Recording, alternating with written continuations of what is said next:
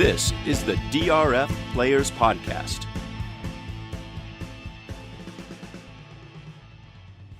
Hello and welcome to the Saratoga opening day edition of the DRF Players Podcast. I'm your host, Peter Thomas Fornital, in the lovely town of Saratoga, sitting at the little house by the East Side Rec, and we have a cast of characters coming through here. Let me tell you, sitting across the table from me, we're not going to let him talk on the show or anything, but just to set the scene, is the man known as Hurricane Anthony. We've got the ice cream man upstairs. Out in the garage, we've got the rookie, and we've got Dez. Dez gets no nickname. She's just Dez. Everybody knows Dez. And I'm here as well. Peter Thomas Fornital, your host on the DRF Players Podcast, joined today by an all-star panel. I'll start with the guy who isn't always here, but should be here more. He is coming in from New York City. He is an avid horse player, been coming to Saratoga for many years. Terrific contest player. You may know him as the founder and concierge at publichandicapper.com. He is Scott Carson. Scott, how are you doing today? I'm doing great, especially after that nice intro. Thank you. And I'm also joined by the usual crew from an office building in Manhattan, where I can only imagine the vibes today are about as good as they get, given the excitement of Saratoga opening day. At DRF Formulator himself, Mike Hogan. Mike, what's up? Just ready for Spa. That's it. I like it. What else do you need? And not in the great state of New York, but the great state of Texas. He joins us every week. He shares his handicapping opinions. He's the 2015 National Handicapping Championship Tour winner. He is Jonathan Kinchin. What's up, Jonathan? Oh, I'm just over here feeling like the ugly duckling with the bad internet connection, trying to sort through that madness. Apologies. We're in this new mode on the podcast. We're trying to upgrade the sound overall, so we've been using this podcasting software. I think it's been going pretty well. And Jonathan, for some reason, as folks have heard and commented on the show, occasionally has these dropout problems. We don't know what it is. If you're a tech person and you know about podcasts, chime in and let us know. It is not his internet connection. That is super strong. There's something else going on about the levels or something that makes it sound weird. And also in terms of the pod sounding better. Many thanks to Mike Hogan, who, at great inconvenience to himself, has found himself in a soundproof location that, for me, hosting the show anyway, makes my job a lot easier. And I imagine listening to it, it's better to have it sound like somebody's in a studio as opposed to sitting in a crowded cocktail party. So anyway, thank you to Mike for making that happen. We don't allow him the full array of tools that are normally, or weapons, I should say, that are normally in his arsenal, but he rolls with the punches, and I think things are going to work out okay. So, as you can probably just hear in the timbre of my voice, very excited about opening day at Saratoga. Plan on rolling over there in just a little bit. We're not going to be talking about the opening day races today because that would be silly. By the time most people listen to this, those will be half over or completely over. But we are going to talk, as we always do, about the public handicapper races that are happening this weekend. 3 of them are from Saratoga. 1 is from Del Mar, appropriately enough. If you're looking for more information about Saratoga tomorrow, Scott, Mike, and I are also going to be participating in a webinar. Will probably be over by the time you're listening to this or halfway through, but you can always access the archive. Also have a webinar in the archives that Mike and I did yesterday with the great Gabby Gaudette. You can find all of this stuff, drf.com/YouTube, and I recommend you go there to check those out. And if you like the content you see there, go ahead and poke around through the archive there over the last year or two. Lots of interesting webinars covering topics from bet construction through ticket maker, various aspects of Formulator. Before we dive into the races, I want to talk a little bit, a couple of topics generally, and I'm going to start by asking you, Scott, just for an update in terms of what's been going on in the big public handicapper contest, the Public Handicapper Challenge, and just give you an opportunity to tell folks who don't know. We've got a lot of new listeners lately, might not even know what publichandicapper.com is. So, Scott, why don't you start with a little bit of background on those 2 topics? Okay, sure. Public Handicapper is a contest that's been going nonstop year-round, except for in November, for 17 years. And it's It's a weekend contest. It's usually the races are on Saturday, and it's 4 races per weekend. and they're usually stakes races, and with the bigger the fields, the better. So we're always looking for a price there. And the idea with Public Handicapper is that even if you're really busy, you at least have time to handicap 4 big stakes races a week. So the idea is that it keeps you in the game. It also allows you to be a public handicapper in that you can write an analysis. If you have an opinion and you want to share it and you want other people to know about it, you can type up your own analysis. And aside from you being able to do that, many other people do that, and there are some good handicappers on there that have some good analysis every week. So, if you're kind of stuck on a race and it's later in the cycle, because it's open for this weekend right now, but a lot of people won't post until tomorrow morning. So, if you're still stuck at noon tomorrow, you can click through and see what people are saying. Now, and yeah. I was just going to interject that if you're not a member of Public Handicapper, there's never been a better time to join. We'll get to that in a minute. But Scott, first, just give us a little update. Do we have a runaway leader here? Is it a tight fight at the top of the standings? What's going on in the big contest itself with those 2 NHC seats on the line? Okay, well, so we have one guy who's leading. His name is Scott Fitzgerald, and not everybody uses their real name. Apparently, I'm guessing that's his real name, although it might not be. He's just a big fan of 1920s literature, I'm guessing. But yeah. Who knows? Yeah, he may be. So he's ahead right now with $107, and there's somebody right behind him, Kathy 1114, who's got 105, but she's not a tour member. So the tour members are they've got a lot more at stake here. So the next tour member is called Out of Sight, and he's in 7th with $86.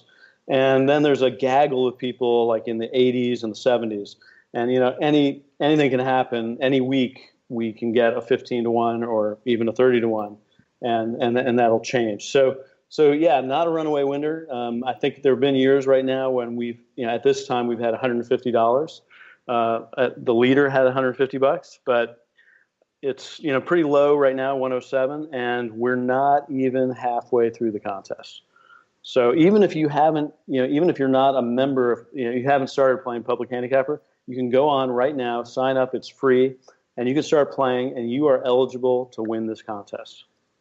It's a great point. The scoring in this contest is different than many others because it can go up or down. Everyone starts with 0, and basically your bets are just $2 win bets. So if you collect, the mutual total gets added to your bankroll. If you miss, you lose $2. So let's just say this might take a second for Scott to look up. So I'll filibuster after I ask the question for a second. But if you were to start the contest right now, what place would you be in with your 0? Is that something that's easy for you to look up, Scott? That's a great question. Yeah, I can. While you look that up, I have a question for Mike Hogan, which is I alluded before to how it's never been a better time to join Public Handicapper. Part of the reason we had Scott on today is because we love him. Another part of the reason we had Scott on today is to help get some publicity for what we're calling this spa-tacular deal for Public Handicapper members. So, Mike, do you know off the top of your head the parameters of the spa-tacular deal? Yeah, so the offer is for Public Handicapper players, you get 1 day. So for you're handicapping Saturday's races, often they're spread across 2, 3, sometimes even 4 tracks. So we're offering a discount on a day of unlimited formulator. It's normally, I think, $19.95, $20.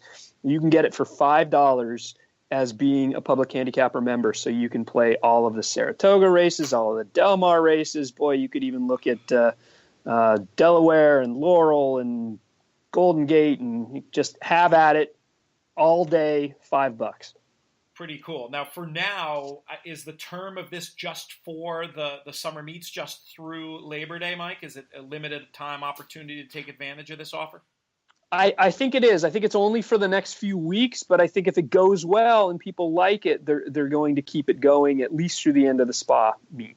Very, very cool. I think it's a great idea. It's something we've talked about before, trying to get discounts for Formulator users who are playing in our contests. Of course, you can always get the classic PPs free of charge if you're playing in one of our contests. But the idea of taking your play to the next level, Formulator, one of the things that can help you get an edge and give yourself a little bit better of a chance in these weekend contests. All right, Scott, back to that question. A player with 0 is currently in what place on the PH Challenge? You are tied for 944th, which is pretty far back. I'm impressed that I'm impressed with your players. I was sure it was going to be top 500. I mean, this is a contest with several thousand players, so that's not terrible. I mean, you could grind into it from there. It's not crazy, but you're in the top third out of 3,200 players so far have played.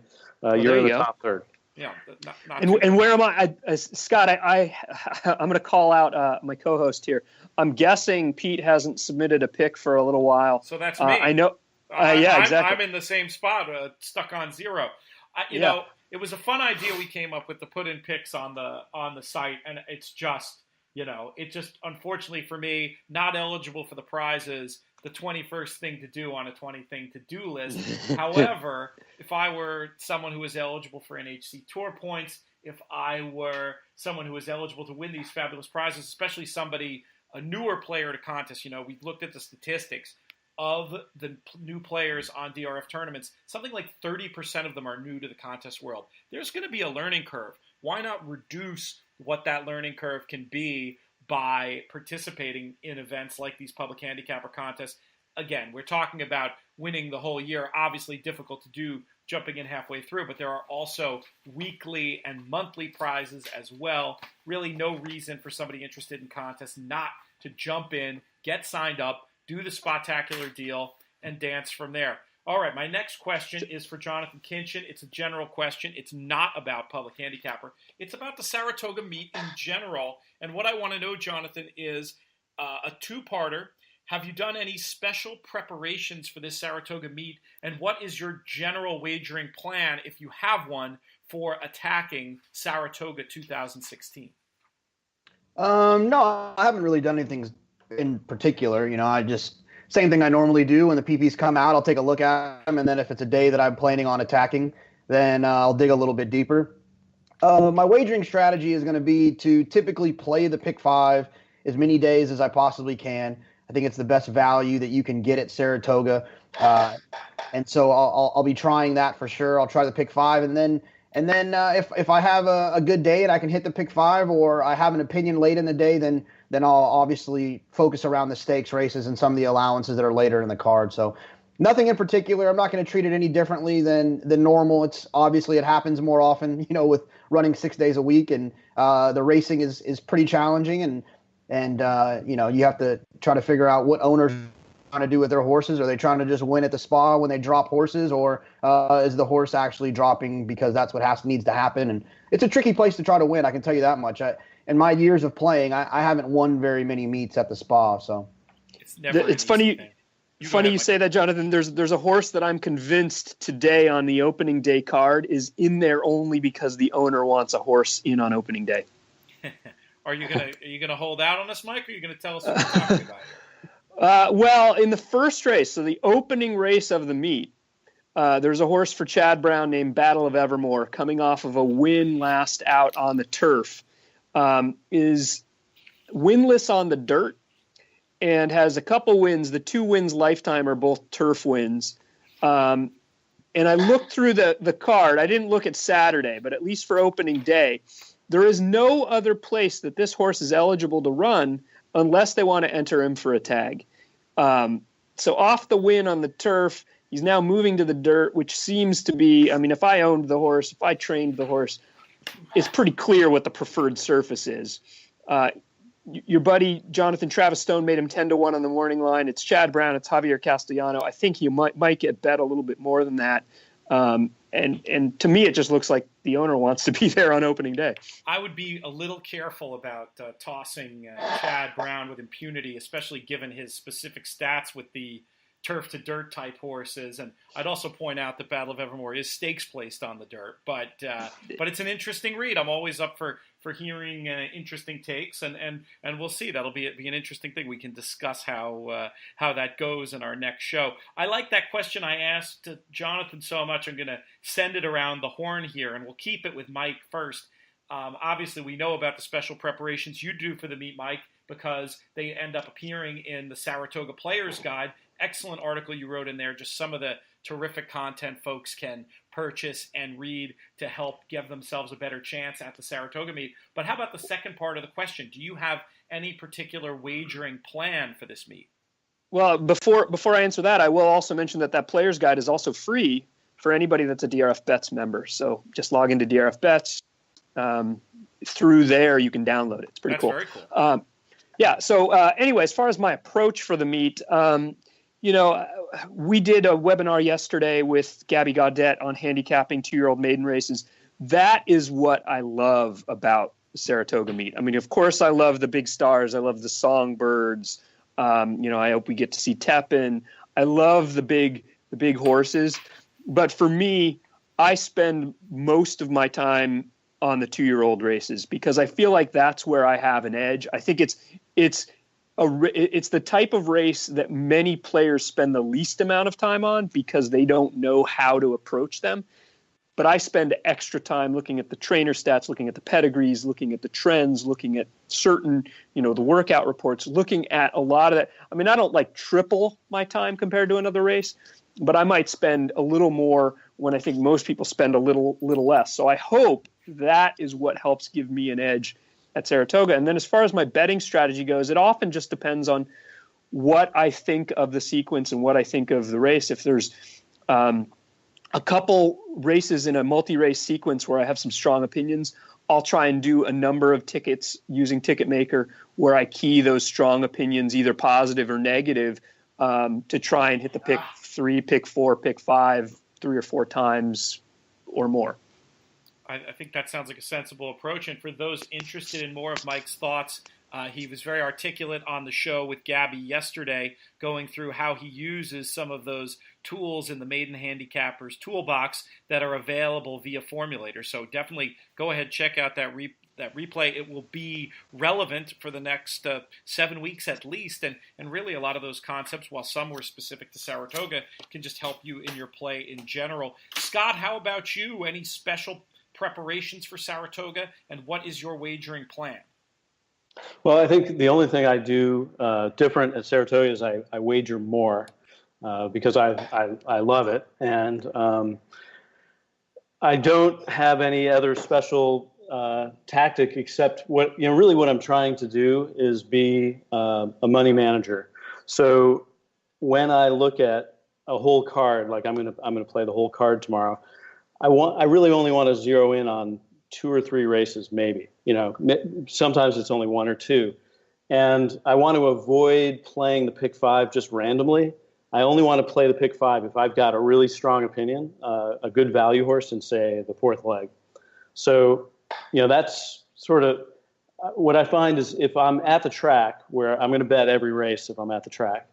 There I sort of, willy-nilly, I'll play, I always want some action, so I play things. If I'm not there, though, it's a lot easier for me to just zero in on a race. And if I like a horse that's, say, 15-1, not only will I, crush him on the win and exacta and key and tries and supers, but I'll also try to build out pick 3s and pick 4s and sometimes pick 5s out of that. So it's not really different than any other meet for me. But I will echo the sentiment of Jonathan right there, that the pick 5 is great because it's only a 15% takeout. So, keeping that in mind, I have to remind myself of that. And it's a great opportunity. I mean, over 5 races, you're going to get sweet payoffs. And even if there's a favorite or 2 in there, you can still get a nice payoff. So, that's the one thing I'm going to do differently is pay more attention to the pick 5. I just wish it wasn't only on the 1st through 5th race, because I tend to like the classier races later in the card. I wonder if we'll ever see a day where that pick 5 migrates towards the end of the card. I'm sure Naira not keen on the idea of potentially cannibalizing the pick six. It's sensible at the beginning of the card, but I think we've seen other tracks that do it late. You do sometimes get to bet on what are typically more appealing races to a lot of bettors. Scott, something you said makes me want to throw it back to Jonathan and ask, when it comes to the pick five, you've got this low takeout, you've got a low minimum you can get in there for, so you can cover, more combinations, and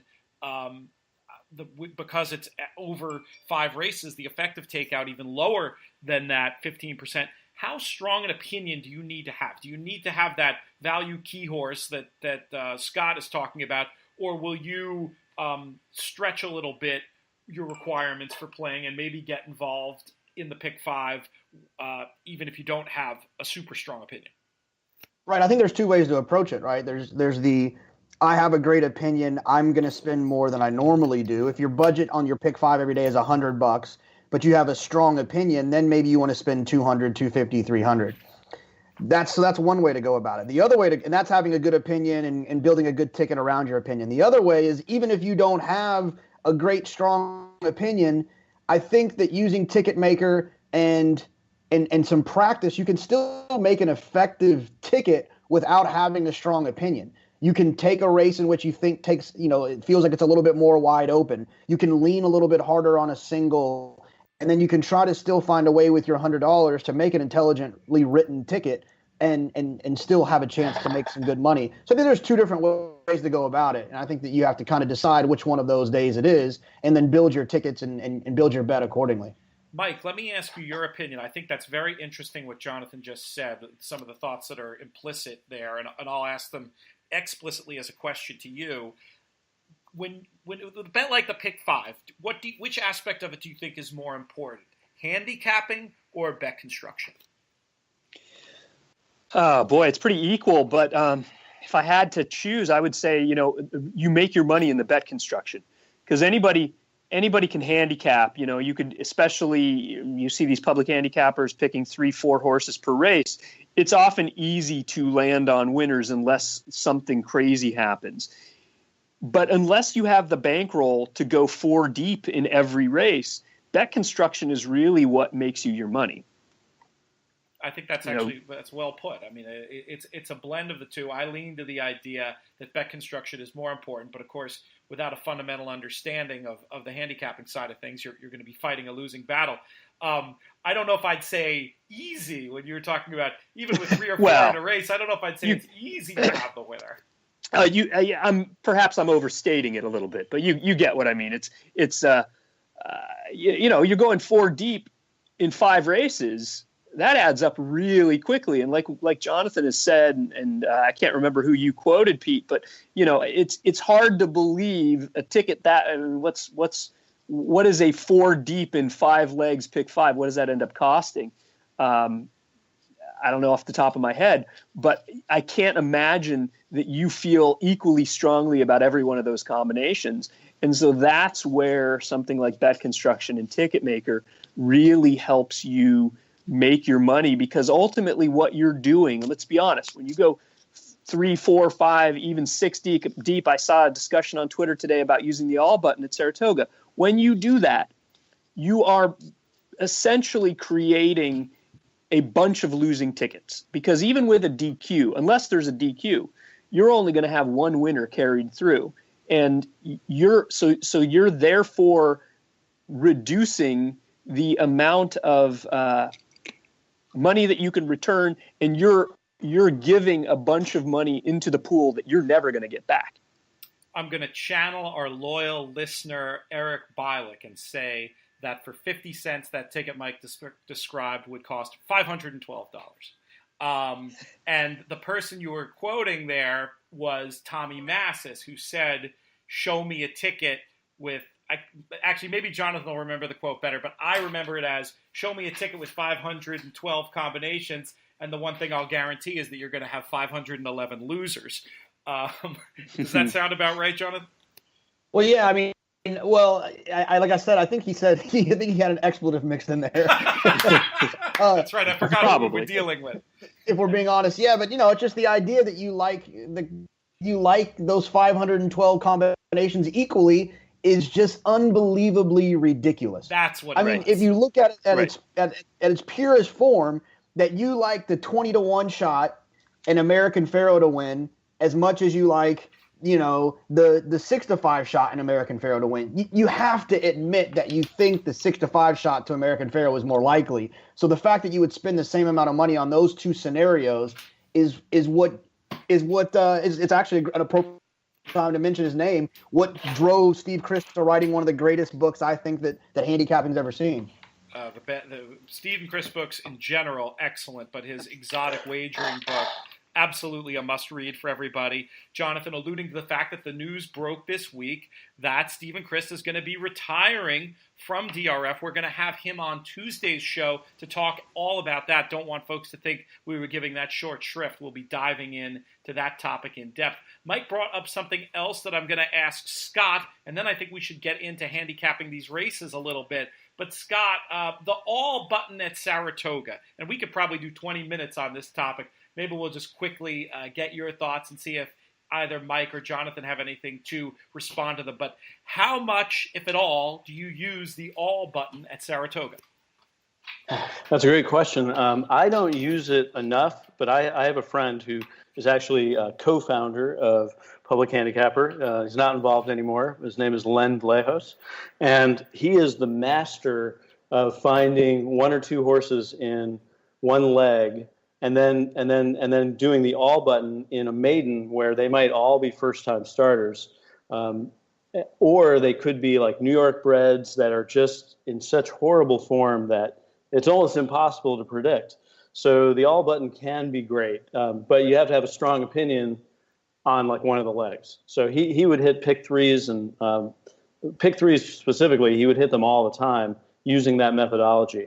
I do it sometimes, but again, you have to have a couple of solid opinions where you might have a single and then just two horses in a race.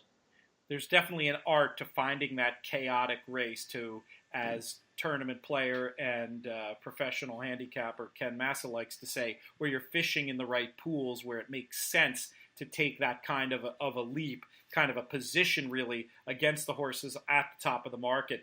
Jonathan, I don't know if I've ever seen you use the all button. If you want to restate your reasons for that quickly here, I think some folks out there listening would love to hear them. It's actually really funny. I played a pick six one day, and I couldn't get to. I wasn't at the track, so I knew I was going to see my buddy Duke Matisse like a day later, and I asked him to play it for me, and I was going to just give him the money when I saw him, and I used all but one horse. And Duke was like, "Look, man, I had to put that other. I just couldn't do it. I can't do that."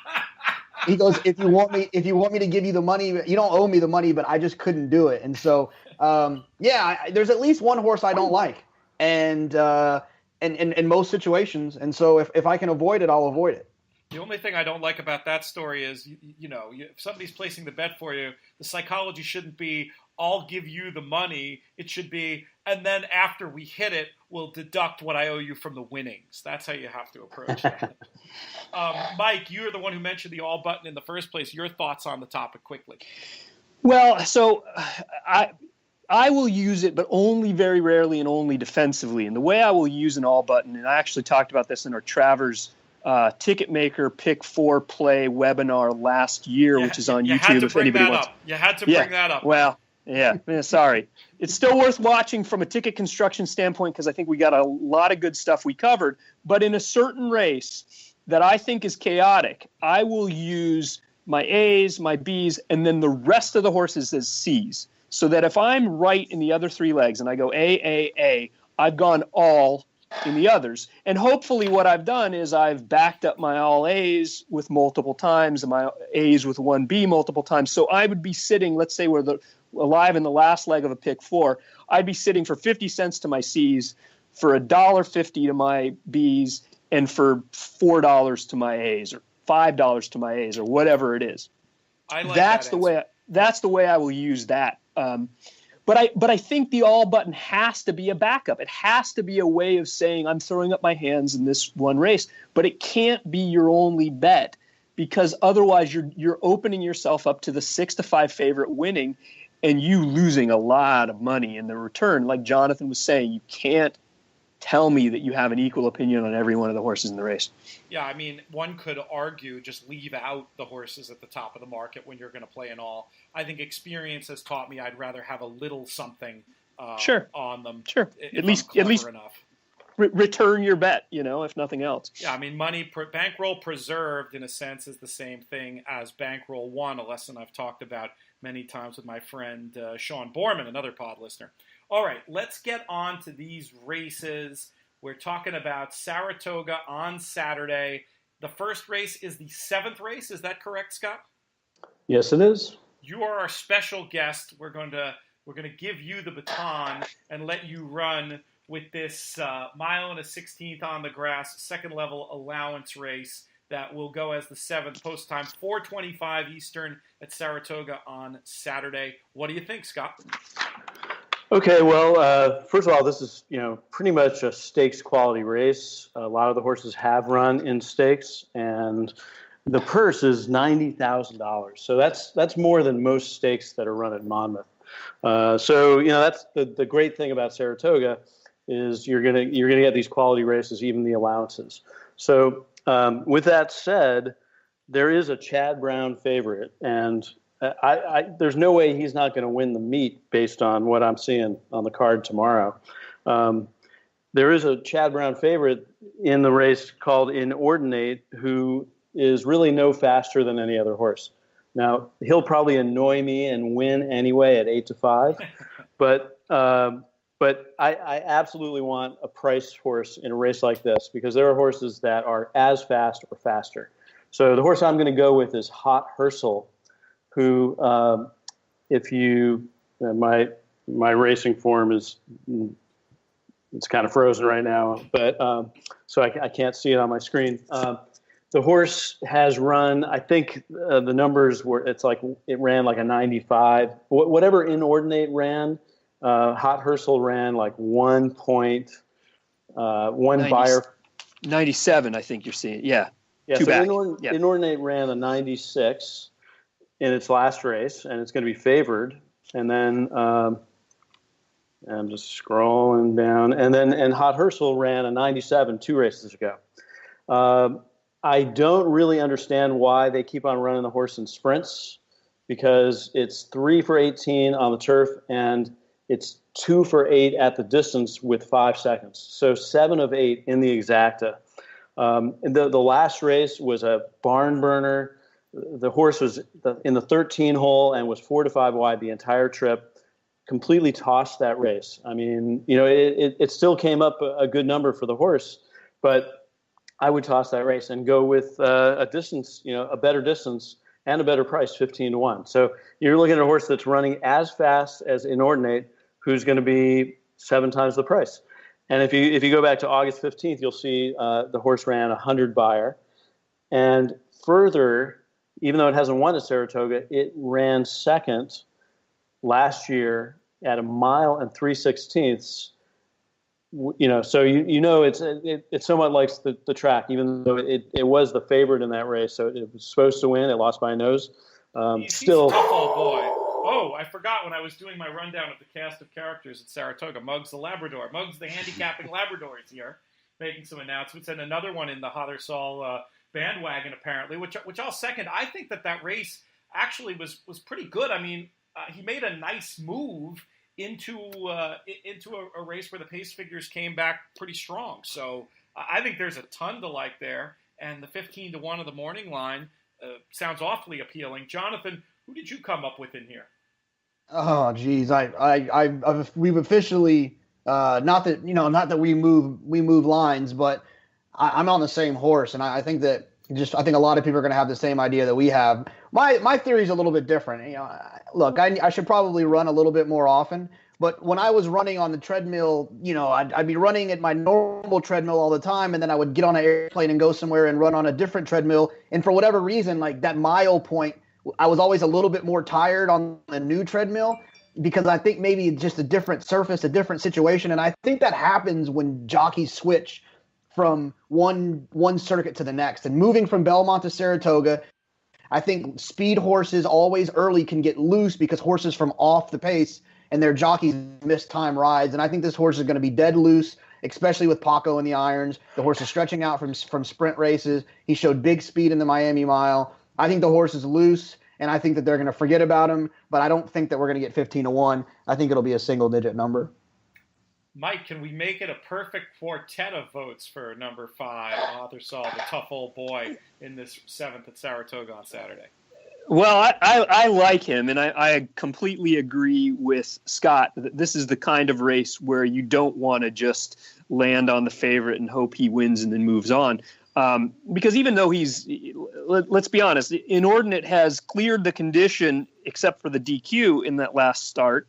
So he's absolutely a player, but I think Scott's right that he's going to be way over bet, and I don't think he has a huge edge in this field. So yeah, I like Hothursel, or however you say it. I think he's got a big shot, but another horse that intrigues me is number 7, Oathkeeper. For Brian Lynch, making the first start, came over from France. Immediately, what did they do? They sent him into the Wolves in the Manhattan, and he actually ran a fairly decent race where he made a very wide middle move against horses like Ironicus and Flincher and World Approval. And then once he hit the stretch, they just wrapped him up, done. He had no shot to win that race at 71-1. He's going to be a little overlooked, but coming out of that race, he's getting some significant class relief, and he's one that I would want to make sure I included on any of my multi-race bets. Certainly seems like a more realistic spot than knocking heads with the likes of Flincher. All right, let's move on to the 8th race at Saratoga. We're staying on the turf. It's an allowance race as well, first-level allowance race with an optional claiming option of $80K. Mike, let's keep it with you. Who did you come up with here?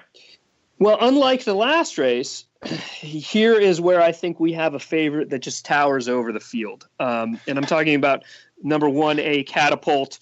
Assuming they don't scratch, you get his workmate, Wyeth, as well, for the same price, which unfortunately will probably drag down the payouts. It's Chad Brown, it's the turf, it's Saratoga. You get a coupled entry, that means you're not going to get a price. But I think Catapult is just the best horse in the race. I mean, his debut win was among the best debuts of any 2-year-olds I saw on turf last year. It was so good that Chad Brown wanted to try and enter him into the Breeders' Cup. A few weeks later, he was marooned on the also eligibles. He didn't get into the Breeders' Cup. They took the winner off with him. They brought him back at Keeneland in the Transylvania. Yeah, he had all kinds of trouble. He was the favorite in there. He actually ran okay. Now he's back up in New York. If he comes back to anything similar or even moves forward from that 2-year-old debut, he's going to crush this field. You'd like to think that with the time for improvement, that is a possibility. Scott, are you with Mike? Is this a race to avoid the all button and get skinny and include the favorite, or do you have something clever here? Yeah, this is one of those races where I really painfully looked for horses to beat Catapult. If you look at those workouts at the Saratoga training track, I mean, this horse is just lying in wait to gobble up this field. At the same time, it ran a big maiden race, and it hasn't run a fast race since then. So in a contest, you're not going to play this horse. So I am definitely not going to play this horse on Public Handicapper. I'm going to go with Rappel, who, if that's pronounced properly, I don't think the 7-2 morning line is correct. I think it's going to be a lot bigger than that. Currently on Public Handicapper, it's 17-1. In its last race, it was 24-1. I shouldn't say it. I should say he. I know somebody here. I was about to give you a hard time for that, Scott. So I'm glad you beat me to the punch. You know what? You say it when you're not sure, like whether it's a male. You say it. When it's androgynous, and then you have to look for that little. Well, he is a gelding, so still that's undignified. All right. So anyway, I looked at his race, his last race. It's the best last race buyer, first of all. And it was a good solid race against a good horse, Giant Run, and he galloped out ahead of the horse. Whenever I see a horse that I'm a little interested in, I always look at the replay and formulator, and I check out to see how they finish and what happens afterwards. And he kept on galloping and went ahead of the winner. That doesn't mean that he was better than the winner, but it does mean that he's feeling good. And this trainer, Robert Rubato, I forget what stakes horse he ran in the Sword Dancer for like 7 years in a row. Grand Couturier and yes, there were Bobby Robato's had some good ones over the years. Yeah, so I think the horse hasn't even had a work since then. I think he's feeling great, and he doesn't need a work. He doesn't need a time to work, and he's got a great shot here. He's carrying 118, and I think some of the other horses are handicapped by carrying 122. That's another reason why Catapult probably going to win, because he's getting in light, because he hasn't won a race in a while. But for the contest purposes, this is the horse for me. All right, mate, that's a very cogent case. Jonathan likes to joke that his father bets so many favorites that his nickname is Dusty, and the apple doesn't fall far from the tree. He certainly lived up to that on the podcast over the months and couple of years now that he's been a regular guest. Is this a situation where we just make do and take the chalk, or do you see any chink in the armor of Catapult? I mean, if you have an opinion, God bless you, go with it. I don't see how one of those two horses doesn't win. I will say that I tried to get creative when I was looking for something, and I landed on Hockey School. But one of just a handicapping trick that I always use is if you see a number that's kind of an outlier or a performance, it seems like it's an outlier, which if you look back on Hockey School, there's that loose lead where he won by 6 and got a big number. And then the first thing I always do when I see that is I go all the way to the far left of the PPs and notice if there was a difference in the surface. And that surface came up yielding, so I got off of that horse because it feels like that was the only reason that he ran well that day. And he was loose on the lead. So, no, I'm on the entry as well, and I'll just take what they'll give me. All right. There you have it in the 8th race at Saratoga. Interesting point about Hockey School and the surface. Yeah, sometimes other things that will, if it's not the surface, sometimes it'll be an unusual pace situation that can lead to those outlier numbers. In Hockey School's case, I think from what I'm looking at, looked honest enough to me. It does seem like the yielding moved up. Let's hope there's not much cut in the ground tomorrow. It's not impossible. Last I looked, there were some thunderstorms forecast for today. Maybe keep that in mind if in the event that I'm surely hoping doesn't happen, that we do get a bunch of rain up here. Maybe that would move Hockey School up at least a little bit. Let's move things along to the 9th race at Saratoga. Is that the next one on our docket here, guys? No, the 10th. Oh, we're skipping the 9th, and we're going to the 10th, and we will keep it with Jonathan for his analysis of the Grade 1 Diana, an opening weekend fixture in recent years up here at Saratoga. Oh, wow. I'll be honest. I handicapped this race because I actually got lazy and just thought we were going to the next race. And so I was ready to talk about how much I liked Grace Sky. I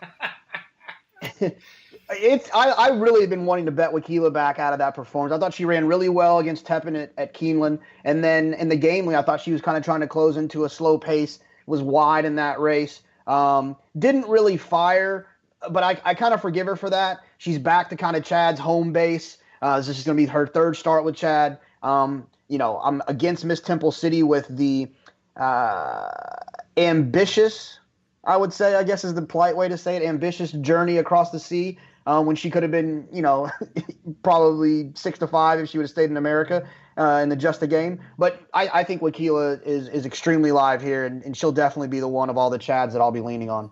Miss Temple City was only beaten 4 lengths there, and she did have that.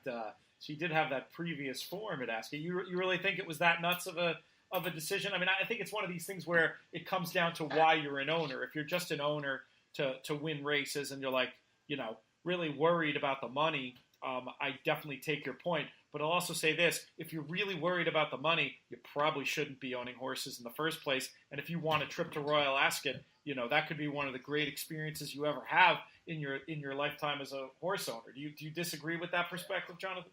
No, I mean, if I owned horses and I owned Under Armour, I'd get a spaceship to take me to Mars and race a horse. I mean, I get it. I just, she would have been favored. I mean, I don't know if she would have beat Celestine that day, but she would have been favored on Belmont Day. And so, I just feel like that was kind of their target, and it doesn't feel like this is their main focus.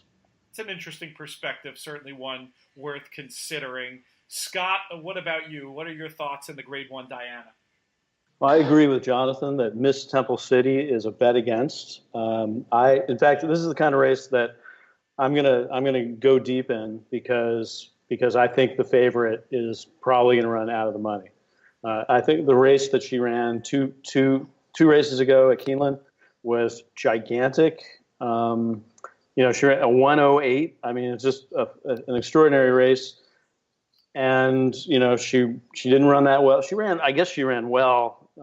Getting fourth at 12-1 in England, but I don't know. I just to me, I'm on the same page as Jonathan. I want to go against this horse. So the horse that I'm going to go with a different Chad. The only way to get value on a Chad Brown horse is when he has 4 horses entered. And in this case, I hope the horse goes a little higher. I don't think it's going to go higher than 5-1, but Decida looks like monster play to me. And she won at Saratoga in her first race in the United States with a 1:03 Beyer. She won a Grade 2 race, last race at 1.25 miles, where she ran her final quarter in 21:63, which is phenomenal. And then if you look at it, there's a big old bullet right there on the training track, 48-1 on the Saratoga training track, which is a very fast. I compared. I looked at all the other workouts, and there were others that were almost as fast. And Reina de Batteria, worked with her in the same time. They finished on even terms, but she just looks like she's ready to run the race of her life. And I think to win this race, some horse has to run the race of their life because it's great competition. So, I'm loving this horse at 5-1. I'm going to pound this one. Decida's other claim to fame, anyone? I believe the last horse to finish ahead of Tepin. Does that sound right to you guys? Maybe. Yes, indeed. So. Yep. What about Hard Not to Like? Which one beat Tepin first? Those are the two that beat her last year. I thought Decida was the later one, but we'll have to pull up a Tepin PP and confirm that. I'll get to work on that. Mike, meanwhile, we need your thoughts on the Diana. It's funny. We've mentioned the Chad Brown runners. I actually like a different Chad Brown runner in this race. Nice. Yeah. And Scott, I'm glad you mentioned the Decida working. She was working in tandem with Reina de Batteria. The workout report is now out. It's not posted yet, and maybe by the time you're listening to this, it will be. Reina de Batteria in the last 2 works had worked with Decida and outworked her both times, according to the workout report. She's coming into the race fantastic. The last race you can completely toss. She finished behind Recepta and Miss McDougal here. She went 49 feet further than Recepta. She went something like 30 feet further, or I don't know. I'm not in front of my computer, so I don't have it, but she went a lot further than Mrs. McDougal. The races before, she was running against the aforementioned Tepin. She's a good filly who's now running her 3rd start for Chad Brown. She's working well. Obviously, Chad's keeping the faith and keeping her in a Grade 1. I think she's going to provide fantastic value, partly because I'm with you guys that Miss Temple City is vulnerable and she's going to take a ton of money. The other horse I will mention, just from a surface standpoint, Onus. 4 for 4. I don't know if you guys saw me tweet this out. 4 for 4 on firm turf, average winning distance, or average win by more than 7 lengths. Other races, 0 for 5 with just 1/3. If the turf comes up firm, I think Onus, Shug McGahee off the 3rd place finish in a listed stakes is now trying a Grade 1. That catches my attention. Onus is one I want to include as well. All right, so I do have the Tepin PP here. In fact, it was the Diana last year where Hard Not to Like did get the win over Tepin. And then back in the Boston Spa on the Travers undercard. Actually, in a sense, I think it was the Travers overcard because it was the race after the Travers.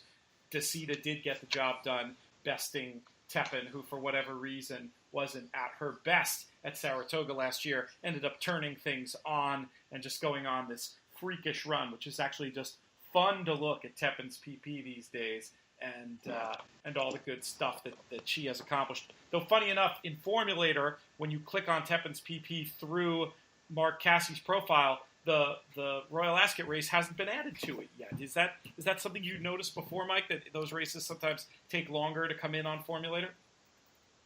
Yeah, I think that's the case. I think in internal we have it, but in Formulator it doesn't show up right away. But even without that, a pretty impressive run of big speed figures and impressive victories, of course, from the great Tepin. What are we hearing about when she's going to reappear, Mike? I don't know. Jonathan's probably the one that would know much better than me, Do you know being the story, so close JK? to the Cassies.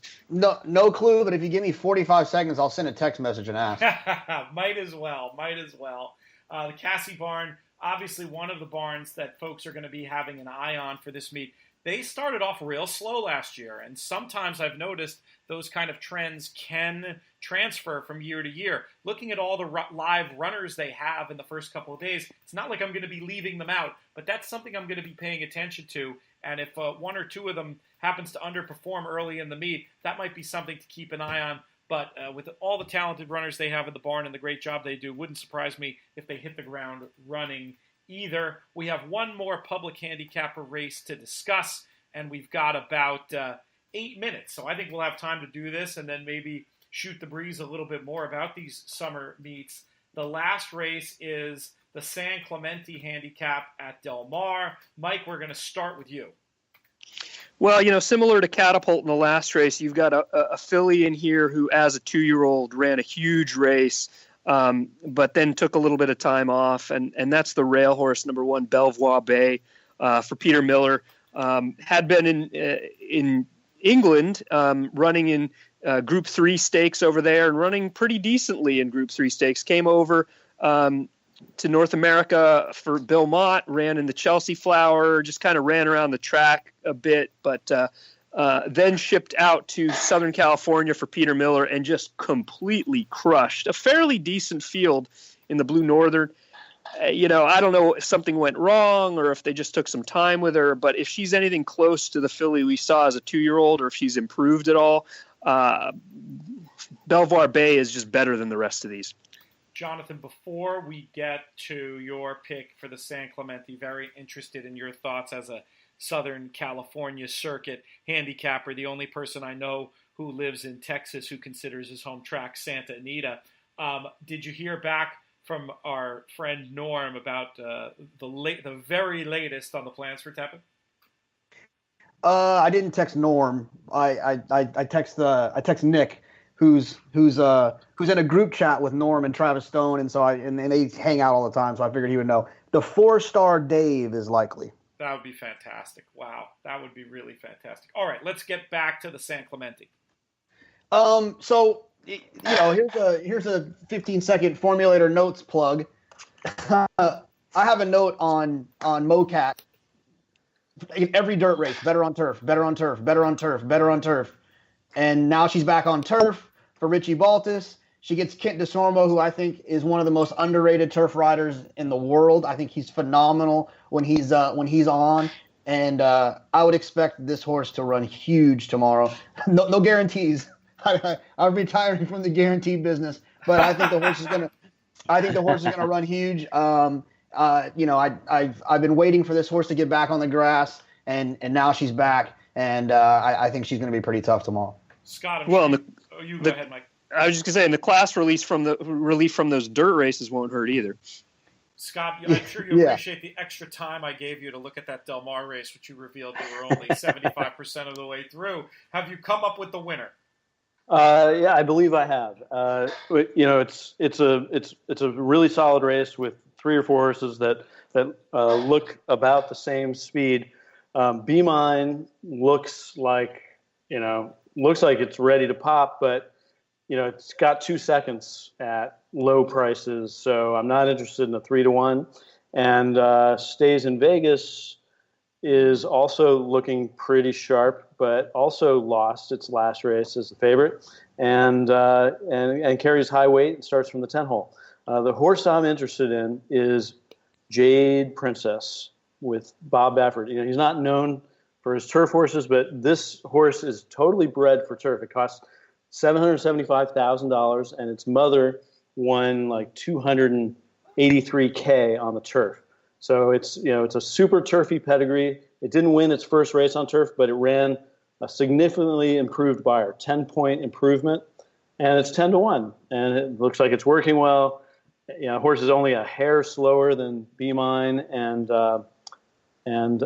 Stays in Vegas, and I don't know. I mean, I don't know if 10-1 is realistic, but that's pretty strong play for me. All I'll say is there you go again with the it stuff. All right, bonus coverage time. We're going to talk very quickly about the San Diego, which on paper shapes as a match race between Dortmund, a horse I know Mike Hogan has been very much looking forward to returning to the races, and of course California Chrome. Going to be a great afternoon out there at Del Mar, watching those two Titans clash. Mike, I'll start with you. Do you think this is where Dortmund sort of reannounces himself as a major player in the classic division for 2016? I sure hope so. I mean, he's a horse that obviously is huge, and he's had some issues, but he's got huge talent. I mean, look, he's undefeated when he hasn't faced American Pharoah. And, we've already seen what some of the also-rans who finished behind American Pharoah have done this year, most notably Frosted. So, if he can come back as anything similar to what we saw last year, or God forbid even move forward off of that, yeah, I think he's right up there with California Chrome. But there are a lot of questions. Is he ready in the first start? Are the foot issues completely behind him? Can he shake off the rust enough to compete with California Chrome? I don't know. I'm probably not going to be betting the race, but I'm definitely going to be watching the race. Scott, I'll ask you, it's such an impressive performance from California Chrome in Dubai. What are we expecting here? Is he going to return to the States fully formed, or will he possibly need a race? I don't know. I've been seeing all these workout reports on Twitter from DRF guys, and they say he looks spectacular. So, his last workout at Del Mar, first out of 85. I almost feel like he feels so good right now that he can't lose, even if it is a prep. That's one of the reasons I'm not going to be betting the race. I'm going to be watching the race. If something ridiculous happened, like Dortmund went off at 4-1, then you might want to play him. And he is carrying a lot of weight. California Chrome's carrying a lot of weight compared to these other horses. But I don't know. I mean, like right now, he looks kind of flawless, and it looks like there's no chink in his armor. So I would, I'm guessing that he's going to win, but I'm just going to be watching. Jonathan, you're playing the Pick Six at Del Mar on Saturday. It comes time to make your plan for what you're doing in the 9th race. What percentage of your play is going to go through those big two horses, and how will you allocate it between those two? Oh, I mean, I think if I was going to play the Pick Six, I would pick one of them in single. I mean, whoever it is that you feel. All right. Which one is it then? Get off the fence. I don't know. I guess I would take California Chrome based on that race at Maidan. I thought that was one of the most impressive races I've ever seen. The way that horse that he ran, and the amount of ground that he lost on both turns, overcoming all the things you have to overcome shipping over there to win. Dortmund's one of those types of horses that as a young horse player I used to fall in love with and love betting back just because they kind of stole my heart at an early time. And I never was a huge Dortmund guy anyways, and so I just, I mean, he's the type of horse that if he wins, then good for him. It'll be better for the handicap division moving forward, but I'm going to take the experienced pro here and let some of the fans of Dortmund spend a little bit more money than they should.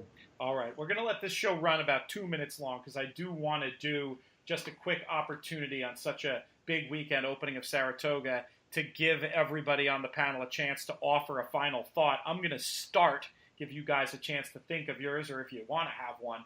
But for me, the final thought is, if you're up here in Saratoga, please come see me tomorrow. I'm going to be at Ciro's hosting a seminar starting at 11 a.m. I've got a great panel together. I'm sort of envisioning it like almost like a live version of the podcast, though we won't have the usual crew there, though I'm still hoping to drag Mike Hogan up for one of them later in the meet, and Jonathan Kinchin is already committed to appearing at 1.5 of the seminars I'm going to be doing. This panel, though, is going to be Mike Watchmaker, Mike Vesci from our Clocker Report, and also the aforementioned Travis Stone, who's making the morning lines for Saratoga this year. Eager to talk to him about that, get his thoughts. Come see me at Ciro's. We're going to have some fun over there. I'm going to be a little nervous sitting in a chair that really, if everything were right and just in the world, Harvey Pack would be sitting in, but we can't get him to leave the Upper East Side of Manhattan, so they call to the bullpen, and I'm going to be sitting there instead. It should be a lot of fun. Jonathan, a closing thought from you for the weekend. Nothing. It's this is what it's all about. This is the excitement of coast to coast racing and its premier fashion with Saratoga and Del Mar, and sit back and enjoy it. Participate if you can, but even if you can't, for whatever reason, make sure that you're enjoying it. Supporting the TV that I think they're going to be doing some broadcasts live on I don't know if it's Fox Sports 1 or Fox Sports 2, national Fox coverage from the great Naira team. Gabby Gaudet, who was on our webinar yesterday, going to be part of that in New York. It's on MSG. Comprehensive coverage, as in-depth coverage of the Saratoga meet has ever been, brought to you by Naira this year. Make sure you set your DVRs. If you're going out for the day, turn your TV on and make sure it's on that channel. Leave your cable box on just to give them some good ratings. That's just going to help the sport. So make sure you set your DVR to tape those, and you can even probably schedule it to tape it every Saturday at whatever time it is from 1 to 4, just to kind of help those guys out. The more that we can get people watching our sport, the better. They're going 6 days a week, actually, 4 to 6:30. So get that DVR rocking. HD horse racing with top-level analysis. It's going to be an awful lot of fun. Scott, how about you? A final thought going into this opening weekend at Saratoga? Sure. My final thought is that if you haven't been to Saratoga, or even if you have, make sure you get up there at some point in this meet. And specifically, even at this late date, you want to come up the week of August 8th, which is a Monday, through the 12th. You're going to be able to get lodging because it's midweek, and there's the Saratoga Challenge. The Battle of Saratoga is happening on the 10th and the 11th. It's 2 different contests, so it's a grand for each contest. If you can't, if your things are tight, you can just enter one of them. And then Tuesday night, August 9th, they have the sales at Basic Tipton. So it's just a great, amazing trip, and you can probably still do it. Get here, on the 8th or the 9th, check out the sales on the 9th, contest on the 10th and the 11th, and leave the 12th. Or stay, or get here a little early. August 6th is the Whitney, and that's when I'm going to get up there, and I'm going to be there for 9 days. So just make sure you get up to Saratoga, because, you only live once, and if you haven't done it, you got to make it happen. I'll second that emotion, and I'll add that budgetary-wise, if even the 1,000 isn't in your scope, or heck, even if it is, you should be playing in these DRF tournaments, feeders for the Saratoga contest. Low buy-in, as little as $12. We're running these feeders Wednesday through Friday. You win into the weekend contest, or you can buy directly into the qualifier. I think we're running one tomorrow for $109 on DRF tournaments. That's tournaments.drf.com. Get yourself playing. Get up here. It's going to be a ton of fun. You can come see me at the Paddock Bar. Mike, we're going to give you the last word of the main body of the show here. Your final thoughts for opening weekend Saratoga 2016.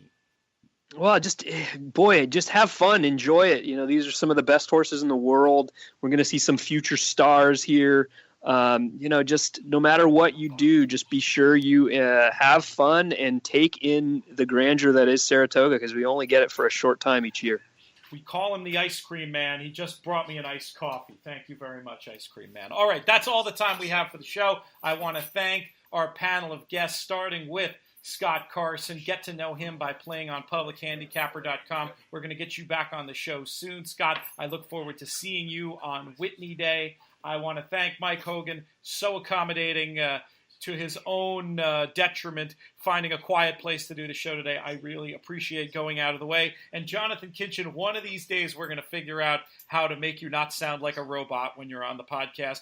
But robot or not, your insight's always excellent and appreciated. Of course, most of all, I want to thank all of you for listening. There's no show without you. Keep the emails coming. Keep the tweets coming. We love it when you help us program the show, and we love the fact that you join us here twice a week on the DRF Players Podcast. Happy opening weekend at Saratoga. May you win all your photos. All your photos. All your photos. All your photos. All your photos. All your photos. All your photos.